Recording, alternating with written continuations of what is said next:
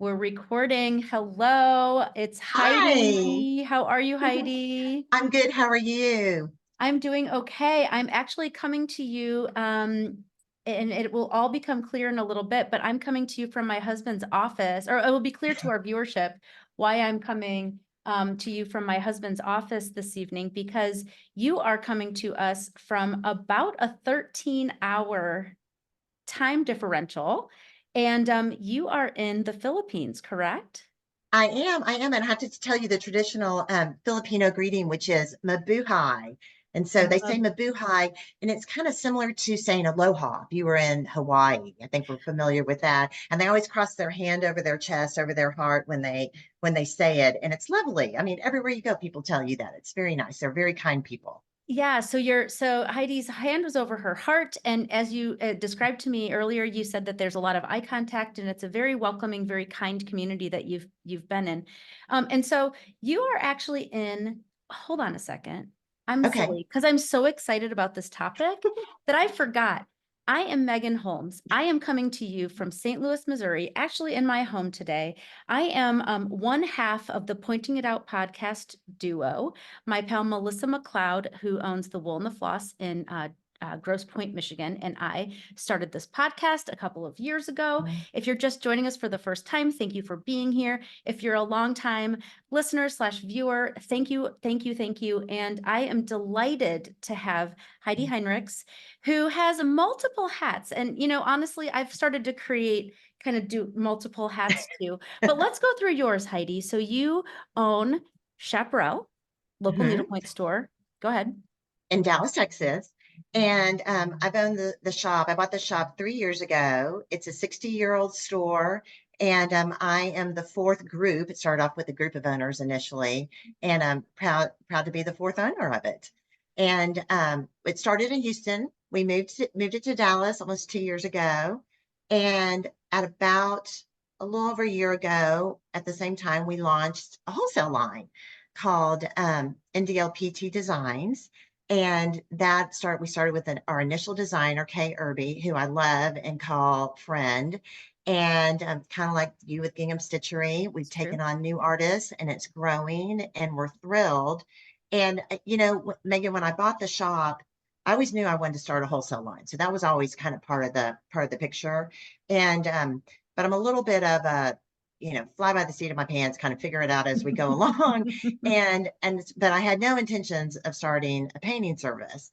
And so I've now started a painting service called NDLPT Paint about a year ago. I'd say it officially kicked off in August and So of last year. sorry, thank you. So I believe Heidi and I probably met, has it been when did you say you bought NDLPT? Excuse me, Chaparral? Yeah, 3 years ago. It's Okay. been, yeah, it'd been like about this time 3 years ago that we all kind of Okay. started doing Zoom calls on Saturday night together. Exactly right. So believe it or not, I have actually owned my store. It will be 7 years in September. It's Wow. weird to say that. But both Heidi and I, the minute we met, I knew that we sort of had this kindred bond because neither of us is satisfied with status quo. Call us crazy, So we got the Part of the store. time. And then in similar fashion, we both started our own wholesale lines. And then I kind of went in a different direction and bought another wholesale line. But then Heidi went in this direction of the reproduction, the paint reproduction business.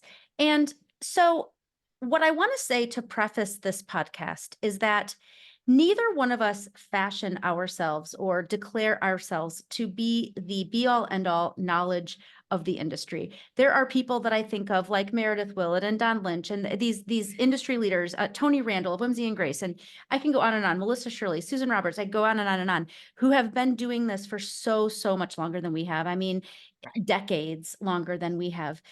But the good news for you as a listener and as a viewer is that Heidi and I are both ultra curious and ultra fascinated by this industry. And we have done our best to immerse ourselves and to try to learn a lot more about it and to try to get information out to people because we're in an information age, right? TikTok, Right. Instagram, etc. And so I am just delighted to be here today with Heidi because this is the first time I've really had the opportunity to talk to somebody who's in that sort of reproduction service kind of part of the business. And I don't think I'll be speaking out of turn when I say that it's been a little secretive for a lot of years. I think that people kind of didn't want to admit that we had reproduction painting companies. They didn't want to say who they were. And, I don't know if that was out of fear of diluting our industry. I don't know if it was just simply out of protecting workforce. I'm not exactly sure what it was, but we are here to kind of, I don't know, pull back the curtain from, like, I think somebody said last night you were on an Instagram and somebody pulling back the curtain and looking at Oz a little bit and kind of explaining what's going on and where it's going on and how it's happening. And it's really not a secret. Wouldn't you say that's fair?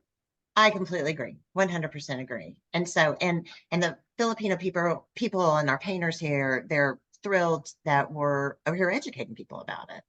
Right. So Heidi, you are, and I have to also play a little, I'm not going to play dumb because I've done some research, but I'm going to say that I was not particularly familiar with this part of the world.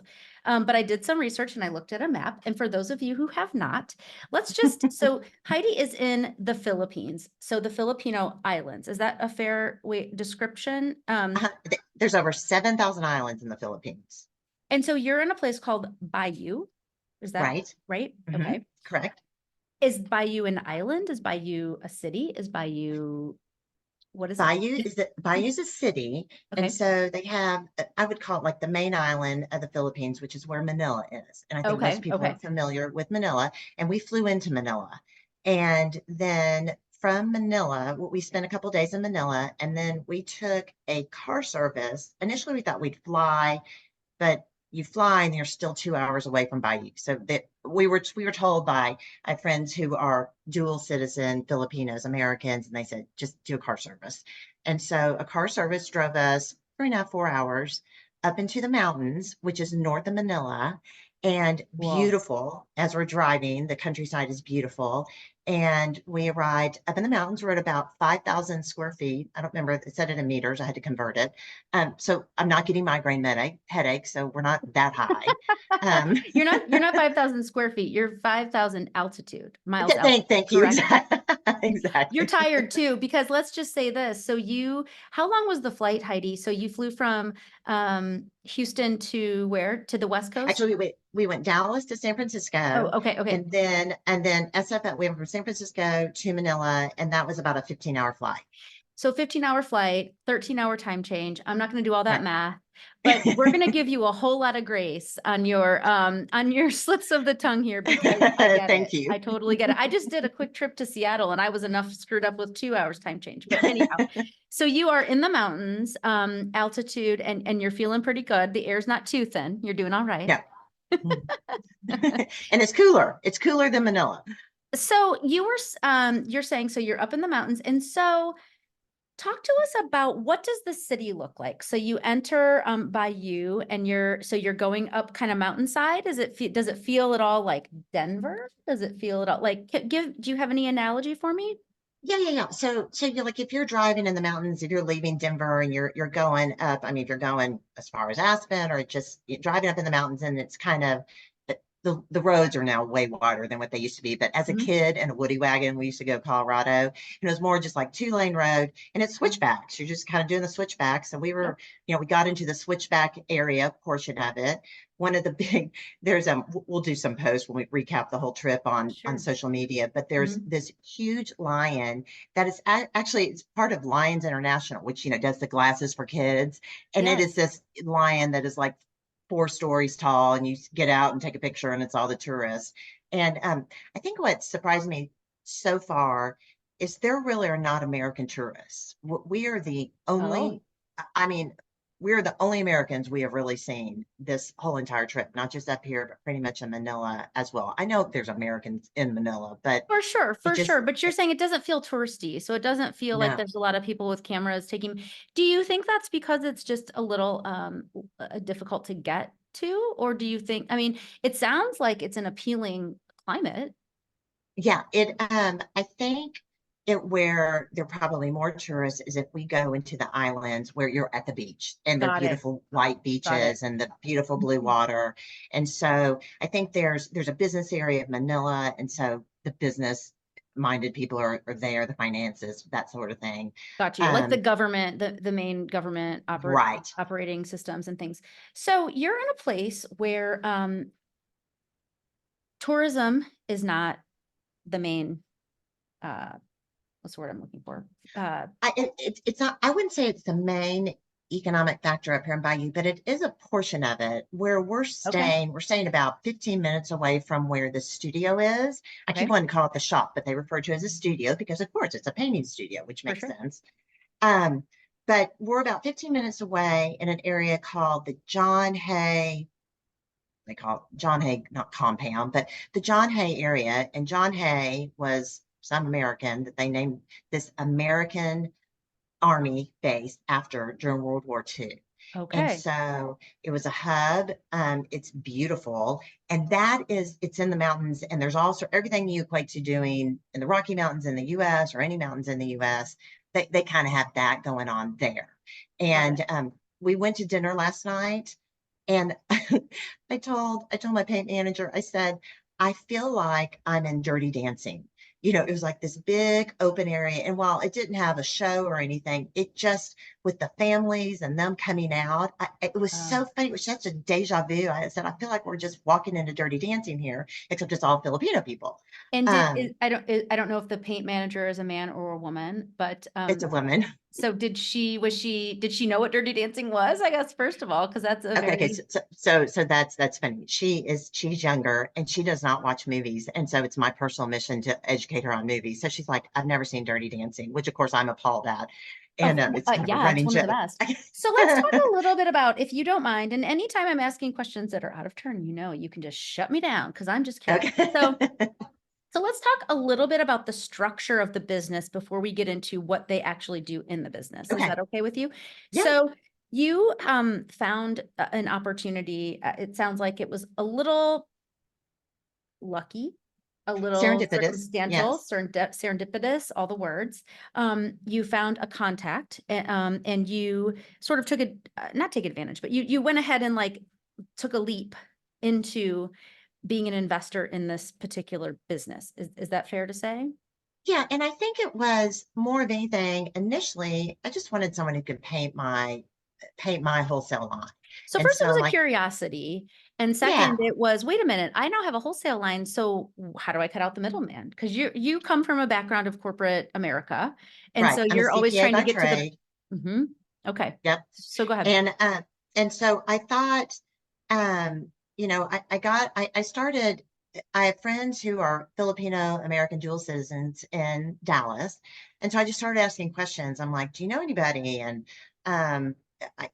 could I be put in contact with someone? I know they have it up in Bayou, up in the mountains. Do you know anybody there? And they're like, oh, that's where people go on vacation in the mountains. And, That's where um, the Filipino people go vacation in the mountains. Right, Got it. exactly. Mm-hmm. And so Mm-hmm. go for the weekend. Mm-hmm.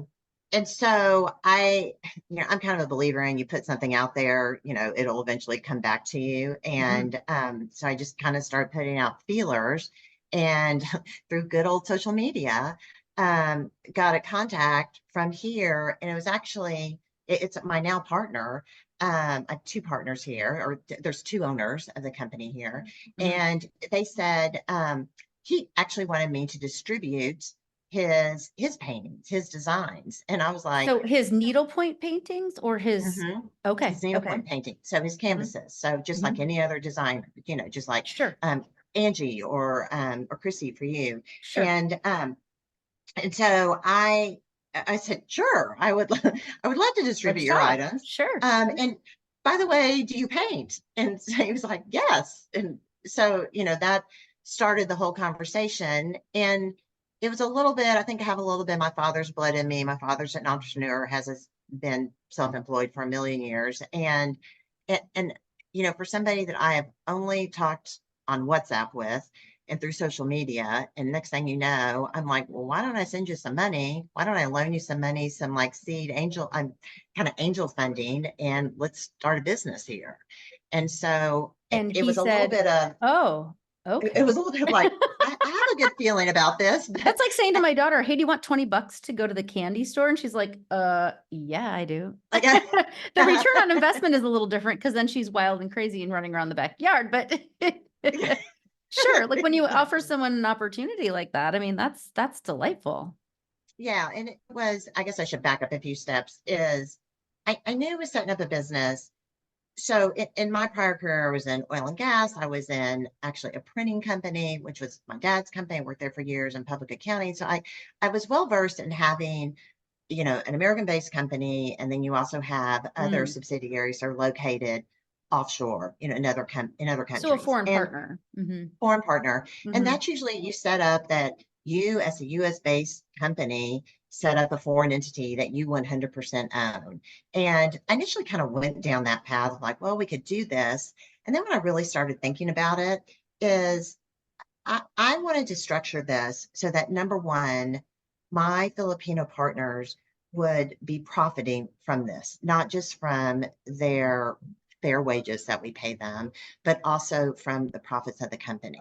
And that was important to me. One, they have skin in the game and they want to really watch how the business is Sure. run, and then Sure. it's run but the most cost effective, and and also have pride of ownership.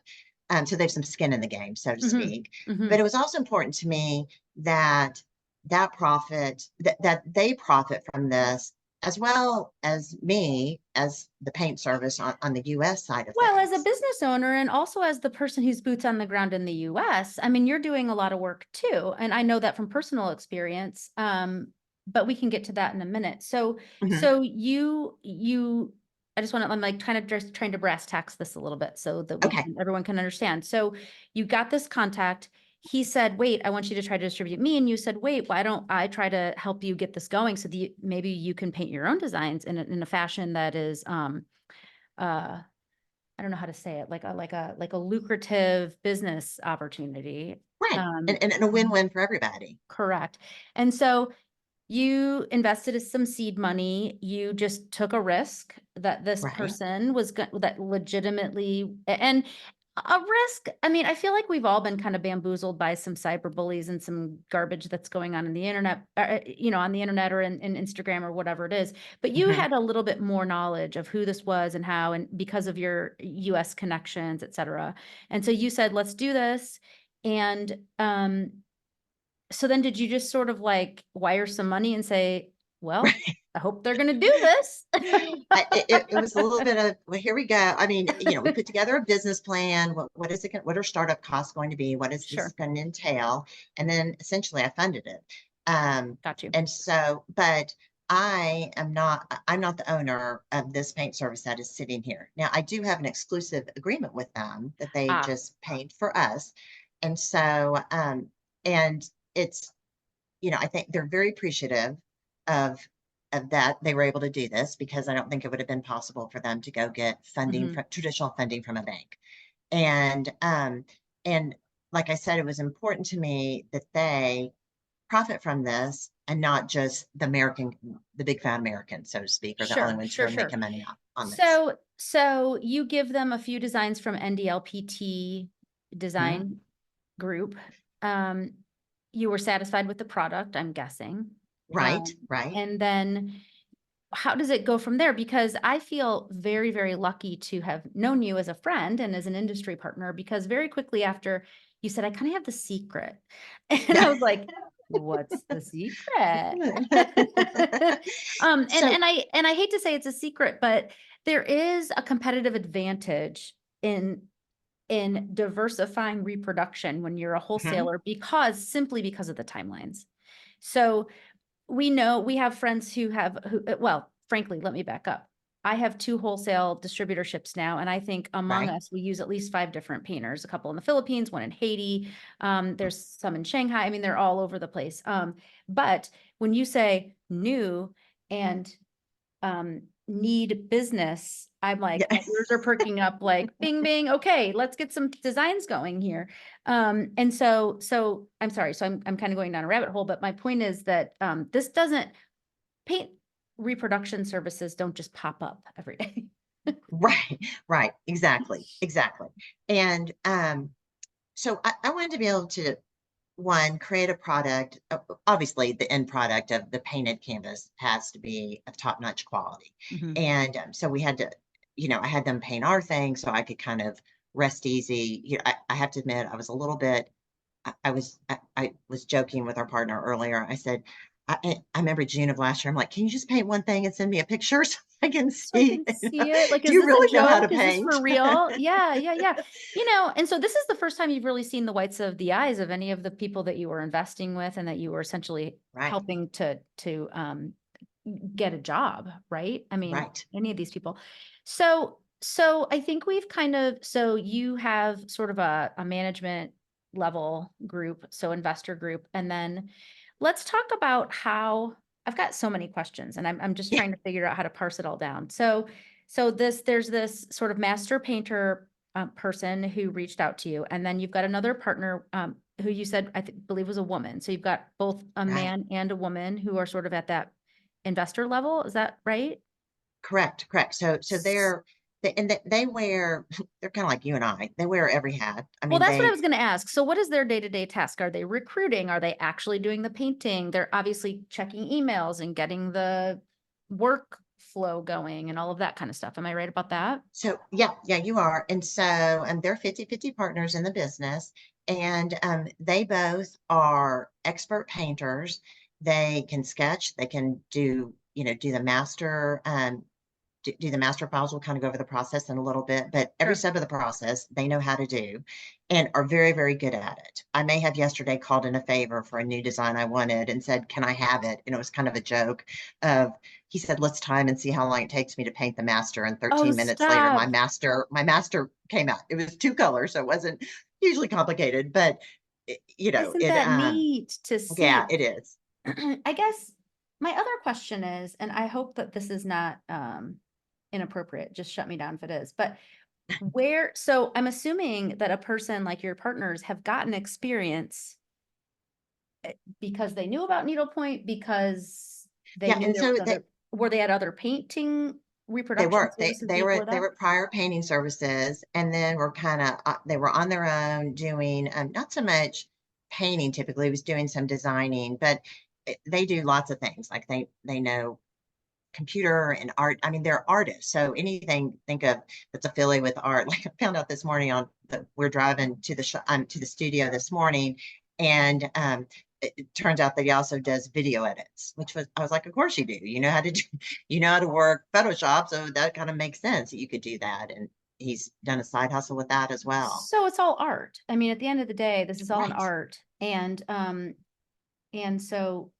you've, But let me, I'm gonna interject right here. please. These are artists that work here and they're very talented.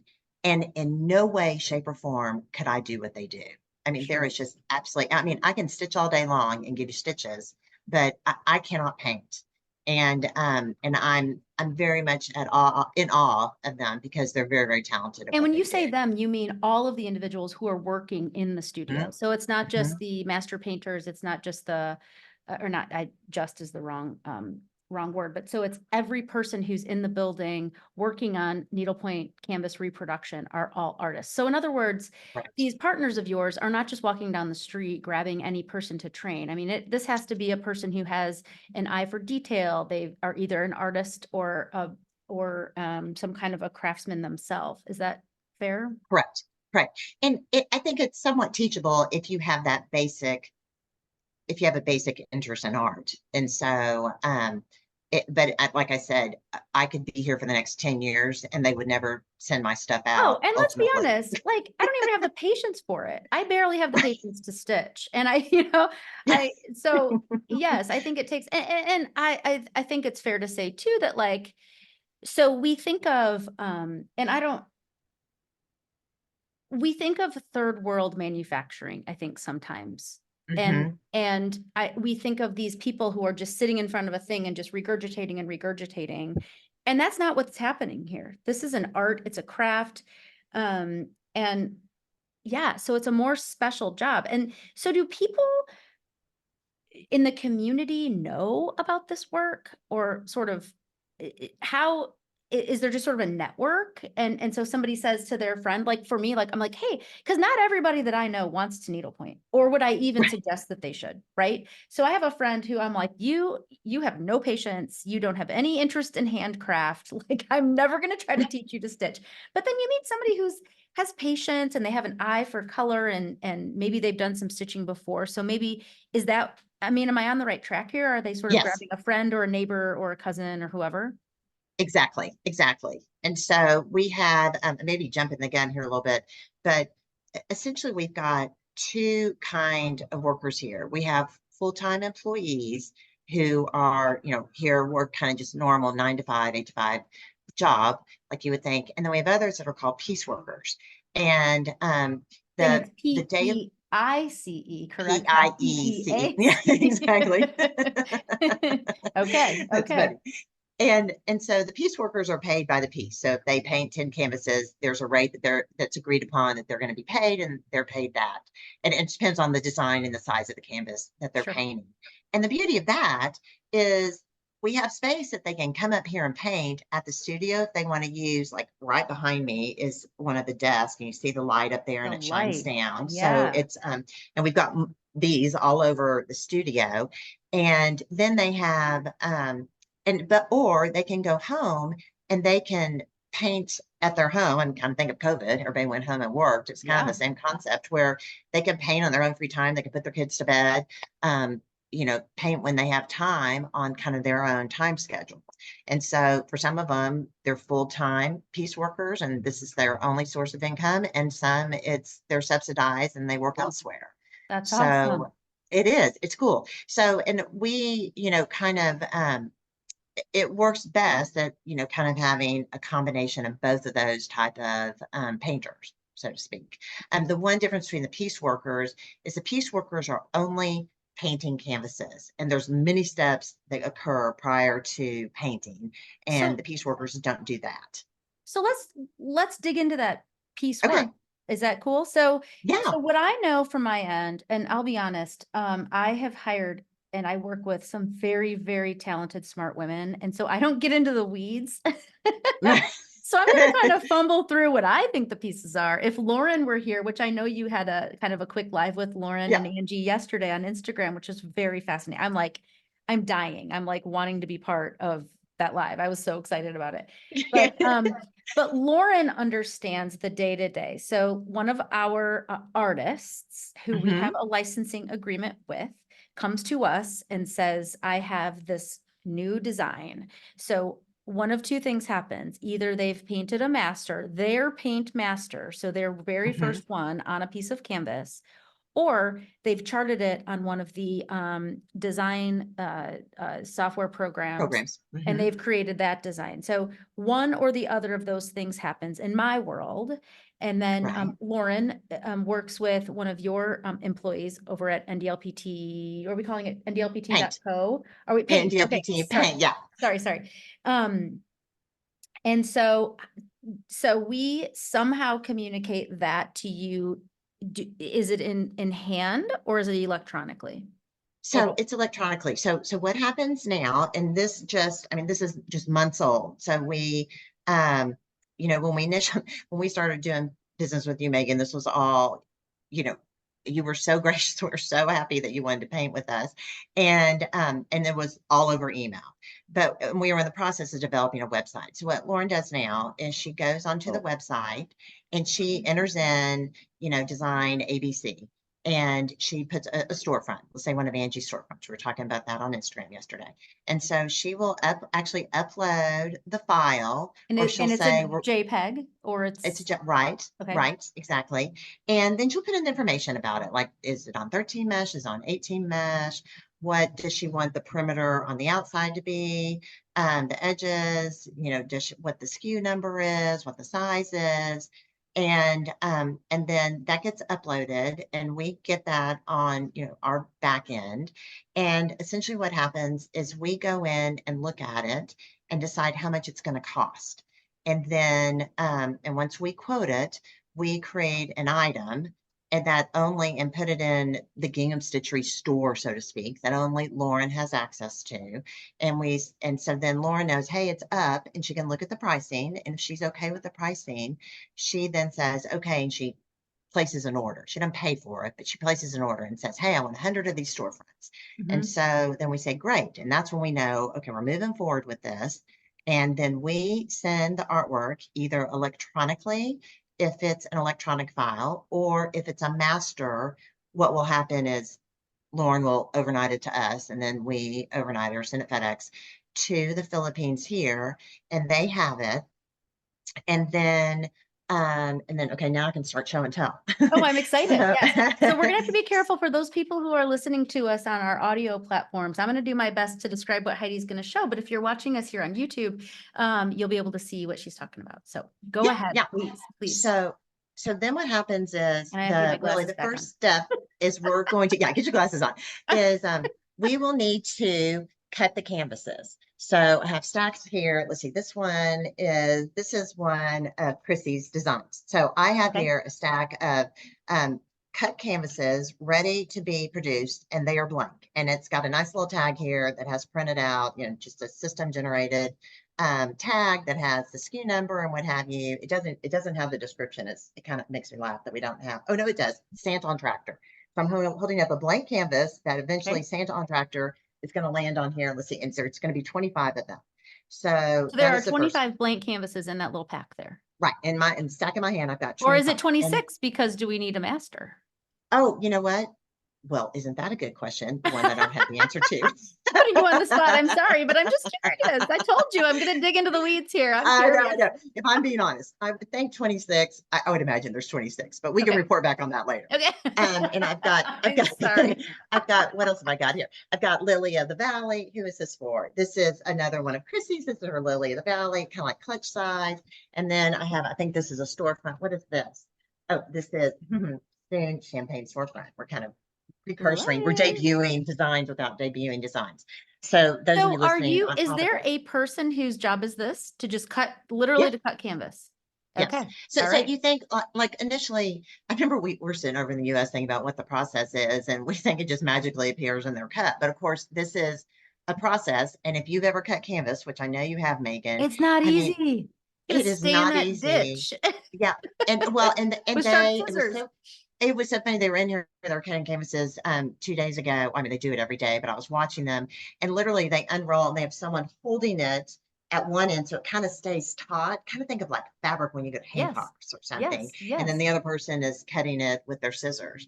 So well, the other thing, and I don't know if they do a lot of this because they may not simply have time, but at the shop and I know my custom painter who we send things to is always thinking about where should she cut it so that then maybe she can get another piece out of it. So like, right, exactly. How many Tetris. 8x8s or like, exactly right. It's like Tetris because you don't want to waste because all of that costs money. Exactly. So hang on one second. No, take a drink. So yeah, so somebody's like, I love that. It's like they're the cutting of the canvas. And I'm assuming that you use the Zweigart canvas just like we do over here, and you have it. Yep. Is it probably shipped direct from Germany to them? It is shipped direct, but it's figuring out of doing here where initially we're going to the US and it was being flown over there. It just recently started coming directly from Germany, which sounds like that shouldn't be that complicated of a thing to accomplish, but it entailed more emails and phone calls than you can imagine. But it for sure. Yeah. I mean, you're in the mountains. So does the FedEx truck often go up to the mountains in the Philippines and to buy? I mean, I don't know. He does. Thankfully so. Great. So then after then canvases are cut, and then it goes, paint is then mixed up. And so what I've got here in my hand is a can of paint. We've had a lot of people, I think it's going to show backwards, but it's Momar paint is the brand of paint that we use, acrylic. And on the top of here, there's a number, and this is number 817. And what that means is this is the equivalent of DMC color 817. So I know you've probably seen the DMC. It's a red. cards. Yes, I'm familiar. And so it's kind of like my lip color right now. Exactly. I know the color. Exactly. And so so they mix up the color, or they put in, just little plastic cups that have lids on it. Kind of think of like you go to the dentist and they put that mouthwashy kind of stuff in the little cups and has a lid, and they'll put the ketchup squirter thing. Oh, it has a yes, lid. Exactly. Okay. It has a little lid on it, and then what they'll do is they'll say, hey, this canvas that we're going to paint a master of, it has 5 colors, so there'll be 5 little cups of it with the color written on it.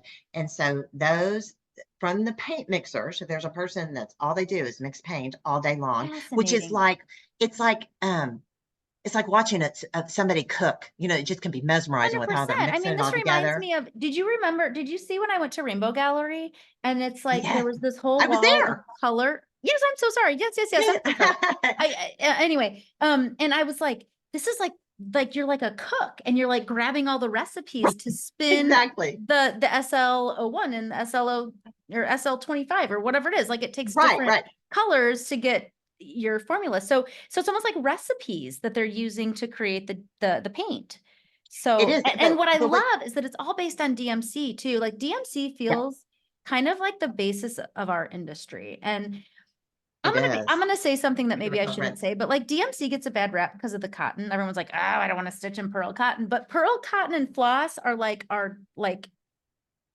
don't know. Yeah, It's they started it all, kind of exactly. They thing. started it all. They're like like, I don't know. I got to think of the word, but anyway, yes. So So because we talking some of DMC these colors, colors are going to be like 310 is easy. Like they're just going to grab the black, but right?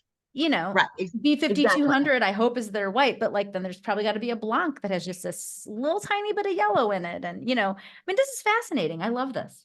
Sorry. And it's not, it's funny when they're mixing it. Like I've got this one, hang on, I've got some other containers over here I'm geeky that are excited not about in the this. bowl. It's fascinating to This looks like, this is like just a plastic container. So this looks like I just put my leftover casserole in it, you me. know, and I'm going to nuke it the next day. And this is color 517. And when they're mixing this is not where they go, oh, 517, and they have a recipe and they know how much to do. They just kind of know it. And because she's been doing it so long, and it's not, oh, take half a cup of the, it's not us making chocolate chip cookies and we're scooping up half a cup of this color and half a cup of that color. They're just scooping it up with their paintbrush and they know it. And so that's why I say Amazing. they're true artisans. They're true, they know their stuff and what they're Amazing. doing. And I'm just a mere mortal, when I'm watching them do this. For sure. And I'm sitting here thinking, God, I've looked at the DMC palette. I mean, there's hundreds of colors. This is wild. Yeah, This is absolutely this wild. is this is like a skin color, which I don't know how it's coming across on the screen, It but looks it's kind of, pink, but peachy mhm. skin color is what this one's used for, I think.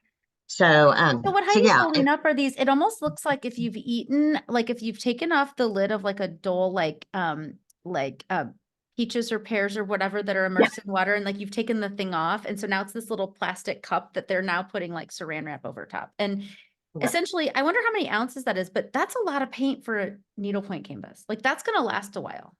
right. And so that it's wrapped up kind of tighter than a drum, so it doesn't dry out, and they Mhm. can put that in little containers. And what happens is, the process is the next step is we're going to paint a proof. So I have here a stack this tall of gingham stitchery canvases that I pulled out of our master. So Yay. I've got this one right Oh, here, and it and says model on top. So then right, just to inform those people watching, so it is very important as a wholesale distributor that when your artist creates a piece, you have that either electronically or their master.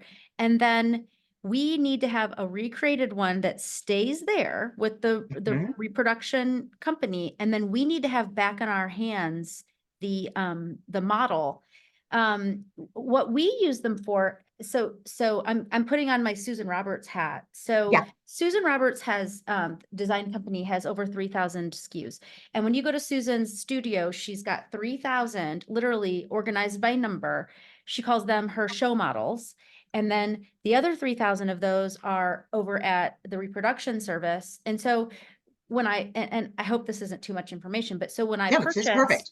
when I purchased though, the company, that was part of the purchase agreement because that's very expensive. When you think about it, 3,000, so Right, 3,000 times two. So there's 6,000 pieces that are not even in my hands. One stays in Georgia, one stays at the paint reproduction company, and then all the rest come to me, right? So it's purposeful so that, let's say an artist stopped designing, or let's say we want to pull something out of an archive and there is no electronic version of it anymore. We've got these reproduced pieces that are very, very valuable to us.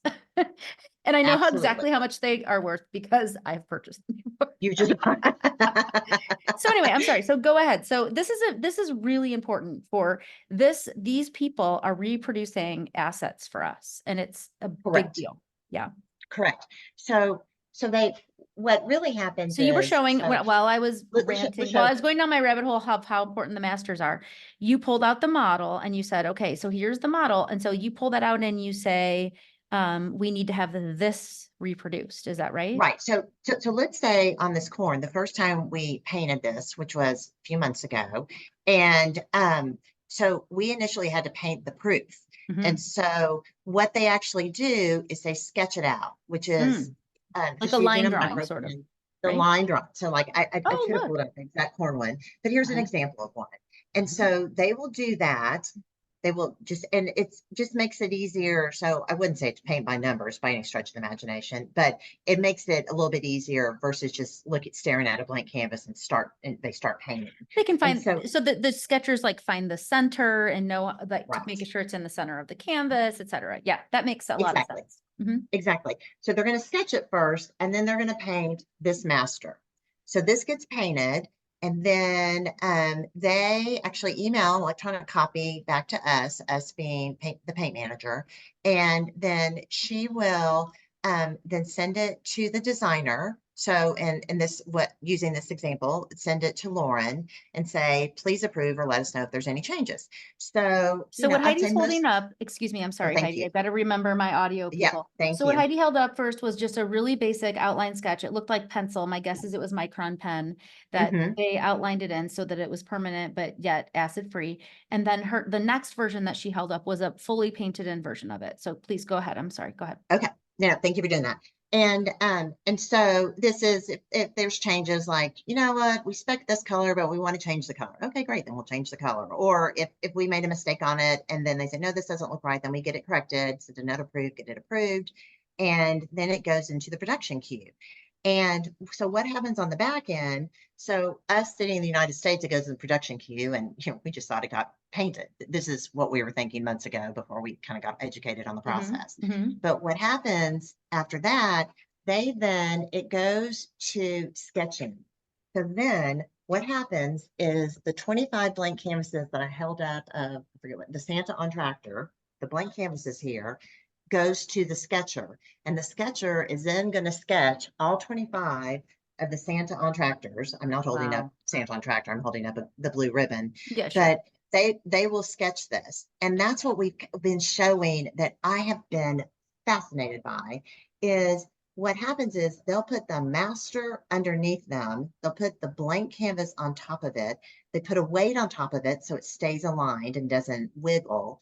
And then they paint with their micron pen and they're constantly lifting up the one they're painting on to look at the master below it to make sure they're getting it exactly right. So they know, because it's all stitch painted.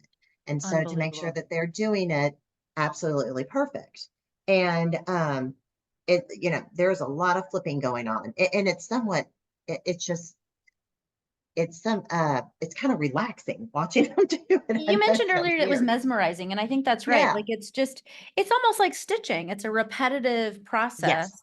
And Exactly. you just kind of get into the rhythm of it. And I think before long, it's probably just a very natural process for these outliner. It's, What did you call it's them? The the sketchers, sketchers, excuse me. the Yes. Okay. So sketchers. It the goes through the sketch sketchers, like process. that's their job and they know that's their job. And I also am curious, just really quick. So is it very quiet in this Okay, place? I Is was there like, I'm gonna chime music? in on this. Are there So fans?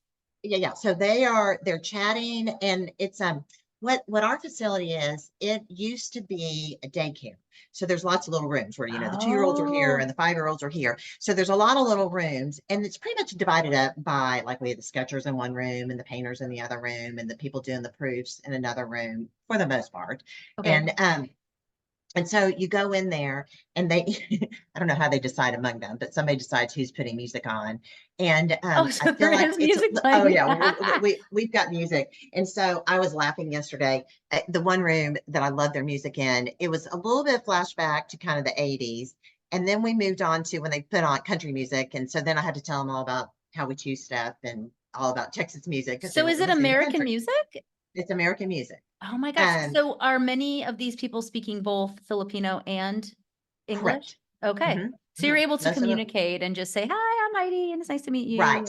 Right. Okay, good. When we I'm chatted sorry, up this with sounds them. so basic, this information, No, but I'm just no, it's really great. interested.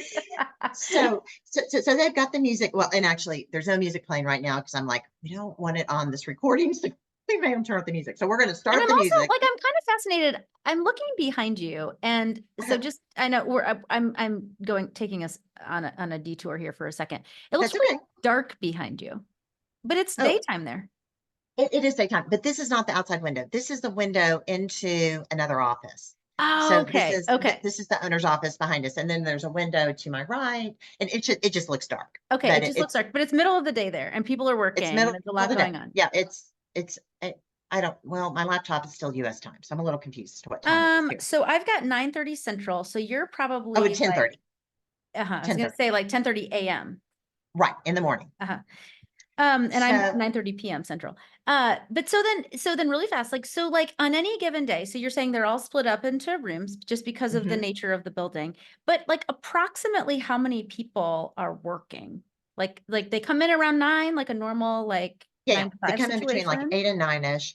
And so there's a rhythm of it where everybody takes break, like everybody takes lunch at the same time. So, it just works better in the workflow Mhm, that mhm, way. mhm. And so everybody takes lunch at the same time. Like we're bringing in lunch today, and I'll sit down and eat lunch. Yesterday we posted somebody's lunch because they have a little mini kitchen and they fired up the wok. And I laughed. I said, "Do y'all have a microwave?" They're like, no.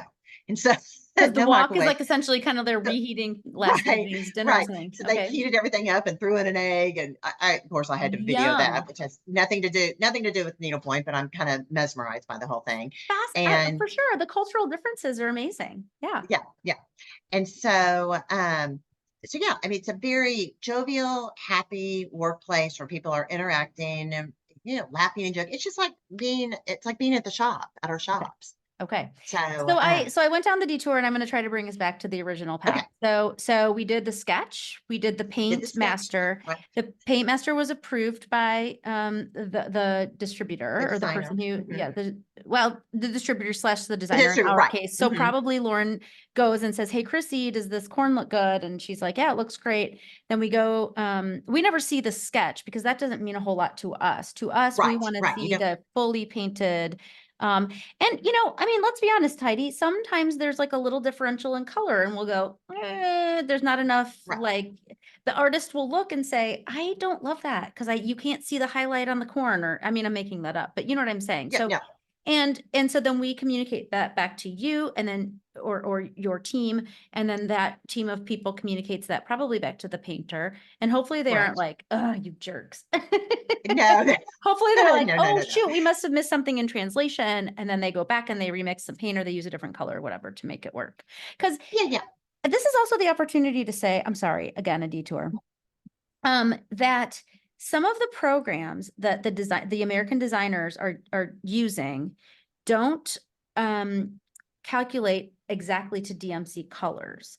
So Yeah, they think they are when they're looking at it on their computer screen, but not always does the 817 that you held up look like the 817 on the screen. So they think it's 817, but it's not. And so unfortunately, the translation sometimes gets lost and we have to kind of go back to that. So it's right. And everybody's monitor is calibrated differently. So what that's looks it. great on their computer screen is different. And I mean, we've never had anybody come back with 20 changes 20 different times. I mean, usually it's No, like, we goofed, we really want a lighter pink than that. Can we do a lighter pink? Like, yes, we can do a lighter pink. I mean, it's not, for sure. we don't argue with people about them what changes. No, no, no, I mean, no. I I'm guess, not saying that, but I do think that what's amazing is being so far on the other side of the world that we're able to communicate electronically like this. I'm would love to have been a fly on the wall in the 80s when this was happening or in the oh yeah, no 90s, kidding. right? Yes. So anyway, go ahead. So Well, next and step, I'll throw in one little bit of history is they've please. been painting here in the Philippines doing needlepoint canvases this way since the 70s. So I mean, basically since Mm. we were born. Um, and And and so and I'm gonna say something right there for you. And I hope you don't mind, because yeah, I no, read something on one of the boards the other day, because I try to keep my finger on the pulse of what's going on in the industry and the mhm, commentary, because I care so much about this industry that I want to hold it up and make sure everything's exposed and that everyone understands what's happening here. And that was really the impetus for the Pointing It Out podcast. So everyone understood that these are real people, that this is a handcraft, et cetera. And I saw something on a board and it said, I feel very misled because I didn't understand that each individual artist didn't paint their own canvas. And it kind of broke my heart a little bit because, first of all, an artist is painting these hand-painted canvases, regardless of whether it's the original designer or not. But Right. the other piece is that I really sat on that, and clearly I'm still sitting on it a little bit. I just want people to know that so much work goes into this. Like the artist, the reproduction, the matching of the paint, the whatever. And it it made me sad that someone felt misled. And that's why I'm really happy that we're doing this kind of interview so we can get this information out, because it is not the original artist painting each individual design. There are some people who do that, but in order to maintain any sort of a business in this industry, you need help. And Yeah. I mean, again, I'm using Susan Roberts as an example because I know her and I have firsthand experience with her, but she has 3,000 designs, and there's absolutely no way. She's a brilliant designer, and there's absolutely no way that she could hand paint each of her designs. So God bless these people who are able to translate all of this for her. And I just feel like we need to continue to reiterate, this is all a hand process. There's a lot of care that goes into every single step of it. And I don't want anyone to feel misled that they're buying a product that isn't hand done. Does that make sense to you? Yes. Well, I'm I down a want to add rabbit on to hole, but that. I care so much about this industry that it just really hurts when I hear things like that.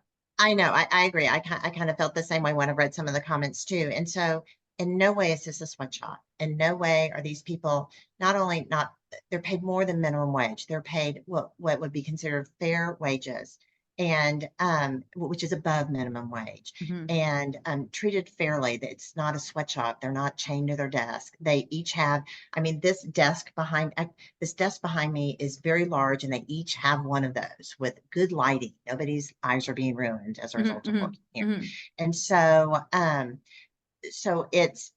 and it's also not every canvas is hand painted. So there's no, just as if the original designer was going to paint this at home, it is the same process here. So there's no shortcuts. There's no, Mhm, we're screen printing a portion of it mhm. and then we throw on some hand painted aspects of it. It is all, every single intersection is hand painted. And, Yep. I want to bring up a point that we hear a lot from the designers, and Angie actually mentioned it yesterday when we did our Instagram live, is that the designers, they're excited to get the hand painted canvases as well. And I totally agree with this comment. Is they're like, oh, I can't wait to get it back from the painting service because they paint it so much better than Better. I do. Yes. The color's so much more sublimated, and they have honed their own craft.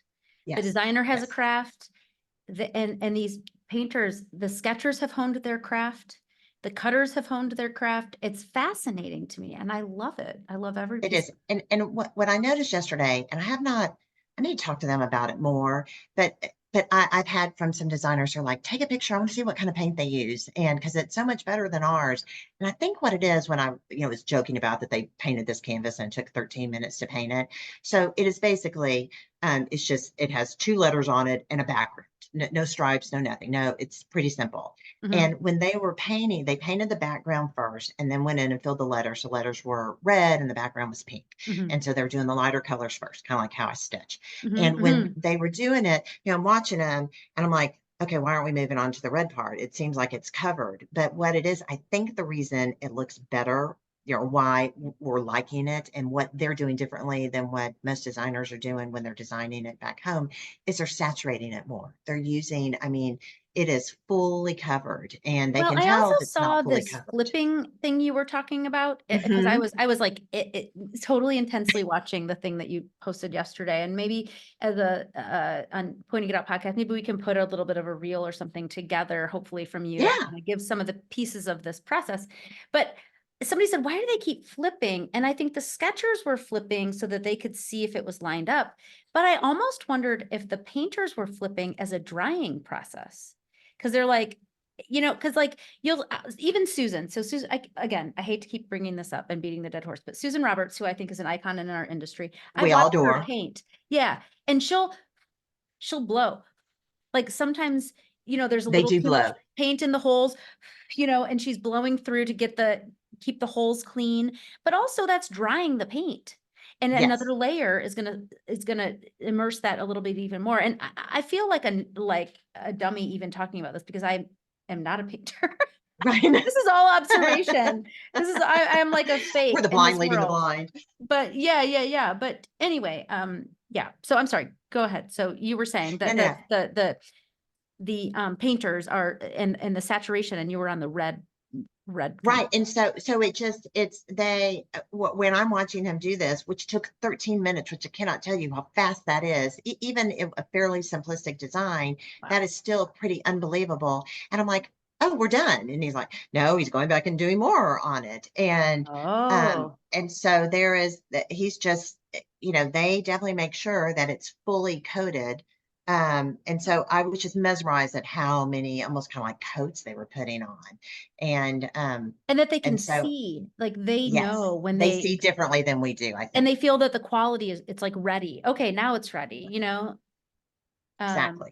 so, Exactly. so I think what I'm hearing is that there's a cutter, there's an outline, sketcher, and then there's a Hmm. painter.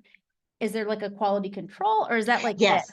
So no. So, and I thank you for mentioning that. So Mhm. actually, when they finish sketching it, I'm just going to hold up a sketch here again. When they finish sketching, go back to our blue ribbon here. So I'm holding up a sketch, just kind of outlined canvas Mhm. here. Mhm. When after they do that, this actually goes through a QC process to make sure that that got done correctly. Because Mhm. if this isn't done correctly when they paint it, it's wasted Forget it. work If because it's it's not not going lined to be up correct. properly, then the beginning of the process is going to ruin the Right, whole you're thing. toast You at the put end of too it. much flour in, and the bread's not going to taste good if you right. Exactly. Says a Gotta have enough yeast. non-baker. And then what happens is after it gets painted, holding up a painted canvas here, once they have all of these painted, this thing goes through a QC process as well. And then it's eventually bagged up, and we have shipments coming to us every week. So it gets packaged up and it goes out in the weekly shipment. And we have schedules where things are scheduled to be shipped each week. And so, we do our best. I'm not saying schedules don't get rearranged and what have you when things happen. Well, it's Um, all human process. So someone could get sick right, or unable to come to work because a child's sick, or just like any right. situation. Yeah. We just deal with that, and the whole point is to be in communication, so it's not a surprise to the end buyer. So, in this case, Lauren, as we're using Guillaume as an example. I didn't ask you if I could ask this up front, so you can tell me that you're just not going to answer the question. But when you got started, you were kind of painting for yourself just to kind of get this Mhm. going and make sure the quality was good. And then you reached out to a couple of your friends. I'm proud to say that I am one of them. And I think that you're so and what I said earlier is that everyone's always looking for an advantage, and a lot of this is like how to get things done quickly, and the more reproducers we have, the better we are. And the good news is that we're drinking from a fire hose in the needlepoint industry right now. Mhm. So my question is, so if I'm watching you and I'm Susie Smith or Johnny Jones painter in my garage, and I'm looking for a painting service, do I reach out to Needlepoint, Yeah. NDLPT Paint, or are you taking no more customers, or like I feel like this is sort of we're putting this out there and we're teasing people at how great of a job you're doing, and now I'm not sure where we're going to end this. No. So there's an approval process, and so we just want to make sure people are actual designers. And so you go online to ndlptpaint.com and just apply to have an account. So then just like we were saying earlier, all the gingham stitchery designs that we've painted for y'all are on in Lauren has to log in, and it's in her queue that only she can see, or she shared the password with you, you can see Yep. it, but nobody else can log in and see any of the gingham stitchery designs or pricing or anything like that. Mhm. That's online. So people apply just to get an account before any designs or any sort of transacting is going on. And so you just go on to ndlptpaint.com and apply. And are they hungry for business in your area there? Or are you able to observe that yet? Like, is everyone like, oh my gosh, we're totally overwhelmed? You know, like my employees are like, girl, stop doing a live video. We're tired of you. Yeah. We're exhausted. We need more help. Or are you like, are we able to recruit more people for the process? Or like, have you gotten a sense, have you had an opportunity to get a sense of that yet? Yeah. So we are right now, we are constantly recruiting painters here, in the right here, right now. But honestly, what we've kind of realized being here this trip is we have enough painters, it's getting more sketchers. And so Ah, that okay. because the paint can't happen until the sketchers sketch. And so what that's, if anybody wants to sketch, we got a job for you. Yeah. Um, so we are hiring people. We're taking on new customers, and we just tell them where we are in the timeline. Like we've passed our deadline for if people want it ready for the next fall market, that's Mhm. available. Mhm. Um, the one thing that of when I came here, one of my big, I mean, obviously meeting in person and getting to see our partners here for the first time eye to eye has been great. I mean, I But bet you're just like, I can't even imagine your brain explosion. Like, this yeah. is cool that I'm watching this happen. And it actually, they didn't take me for a ride. They really used my money. Right. The I sent computer's money here, abroad and it's working. And this is so cool. Exactly. I'm so proud for you and happy for Oh, you. thank you. But oh wait, I lost my train of thought of where I was I'm going sorry there. because I was fangirling over you. No. Well, I wanted to come over here and really explain to them how the business has changed. And so we didn't talk about this beforehand, but chime in if you disagree with me. But is I think so I started stitching in 2008 as a result of my house being destroyed by a hurricane, and I was homeless, and it was like therapy for me, kind of like Yep. how what it did for people during COVID. And so I started stitching, and you would always hear the shop going to market. And market was basically twice a year. I think they had some other ancillary ones, but there were two primary markets twice a year. And so that's when all the new designs came out. So there was no social media. There's a little bit of Facebook at the time, but not really utilized like it is today. And so hence over here, they kind of still think, or the painters here, what I had to kind of explain to them is we are no longer in that world. Not that going to market is not important and we want to have our deadlines and we go to wholesale market, but people are releasing new designs constantly, and it is not just twice a year market. And so therefore, timelines and getting these things, it's not just we get it to them for market and they're happy. No, we really want the timeline to stay consistent and be at that 60-day turnaround, which is what we're aiming for. And I'm not saying we're perfect, and there's been, learning curves, and we stumble and fall and pick ourselves up and figure out how to make the processes better, which is one reason why we're over here. But for the most part, we're in line with this or in communication if we're going to be a week or two late. And so, but the industry has changed so much, just as the world has changed. People want instant gratification. They design something, they want it quickly. Yep. And so that's where we've had to kind of teach them here. It's a little bit different world. It's not like what it was when you started painting 10 years ago, Because 15 you've years got ago. people who have been painting since for a long time and who have Right, like seen right, the ebbs and flows. And I think that's fair. I think that all industries have changed, or industries right. do change. And I think you're absolutely right that we have entered. Needlepoint has grown so much that it's not just this market segments, but I also think when I interviewed Meredith Willett, so Uh-huh. she's the Meredith Collection and M's Canvas House, has been in this industry far longer than either you or me. You Um, and and a and lovely also woman. and also I've talked to Susan Roberts, and I've worked really hard to try to gain some industry background and some historic data. And it continues to evolve and change. So when these guys were originally going to markets, you just brought your hand painted thing and put them up on the walls and everyone ordered it. Right, So there was no cash and carry. There wasn't such a right. thing as that. And to your point, I don't know if it was COVID or technology in general or just the way of the world or what it is. Now we're in this cycle where to your point, everyone wants instant gratification. And I think some of the people who have been in the industry for a long time are like, wait, everyone just pump the brakes. Like let me show you my new thing, because there's also a giant wager here, right? So I think that this floral pattern is going to be the new thing for market, right? And I ordered Right. 50 reproduced copies of it. Well, no one cares about that. They care about the snowman that I Right. thought nobody cared about, and I only got 10 of them. So there's a huge investment of money and time, and sometimes waste, sometimes money waste, sometimes time waste, because we're trying to hedge our bet, because we're trying to Yeah. keep up.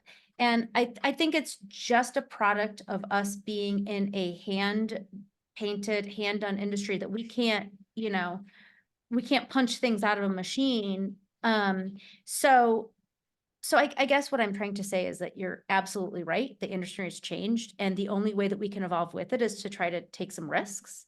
But unfortunately, if you're not part of the 10 of the thing that everybody wants, then we gotta wait for the sketching and the painting and the shipping and the, all the stuff. So it's a very unique industry. It's a very unique industry. I'm so proud of our industry for having all of these people that are working in hand and doing hand painting. And um people who don't know our industry often ask me, like, isn't this done by machine? And there is some, there is some, um but there is so much value in the handcraft from beginning to end, from the sketching, the painting, the stitching, the finishing. And I just hope that our beloved craft can maintain, and that technology and time doesn't steal all of this away from us, because I there's know. just so much here, right? And so I hope that we've covered everything, Heidi, that you were hoping to share with our audience. This has been a pleasure and an honor for me to just hear from the horse's mouth what's going on over there. And thank you. Thank you so much. Is there anything else that we haven't covered that you had like visuals for that I've detoured No, around? I think we've got, That's what I do. I think, no, no, you're good. I think we've covered everything. After coming here and leaving here this week, I am in awe of what they do.